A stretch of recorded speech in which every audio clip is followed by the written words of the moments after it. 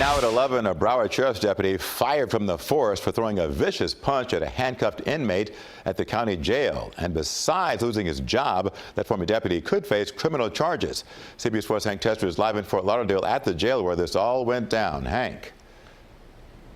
Yeah, and right behind me here, the intake of the Broward County Jail, that is where it all went down. And as you pointed out, there's a good chance the state attorney might weigh in on this case, possibility of charges against this former deputy. Let's take a look.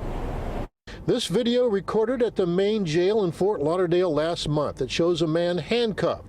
He kicks a piece of paper towards a deputy, and other deputies step in to separate the men. Then the deputy picks up the paper, pushes it into the chest of the 19-year-old prisoner. Then the deputy pummels the handcuffed prisoner, and that got that deputy, Kevin Fanti, fired. One of my deputies decided that they were going to respond with slamming a piece of paper into his chest and inciting further violence. We don't strike individuals in handcuffs, and we have to have a better temperament. Tony said former Deputy Fanti started working with BSO in April of 2018. We've learned that Fanti, a 2018 graduate of the police academy at Broward College, graduated at the top of his class. BSO records show that the teen being punched is Kyle Paul.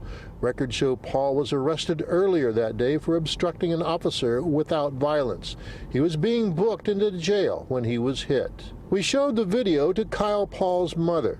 I am very upset about it. She said her son suffers from mental health issues and hadn't seen him in a few weeks after a dispute between the two. We went to Kevin Fanti's address.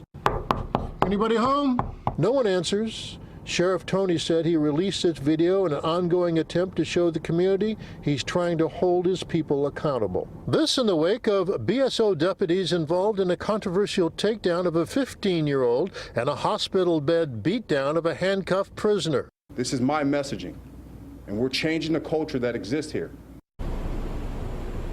Well, since the former deputy, was on probation, a brand new hire, the sheriff did not have to go through many hoops to kick him off the force. That's the very latest. I'm Hank Tester, CBS 4 News. Back to you.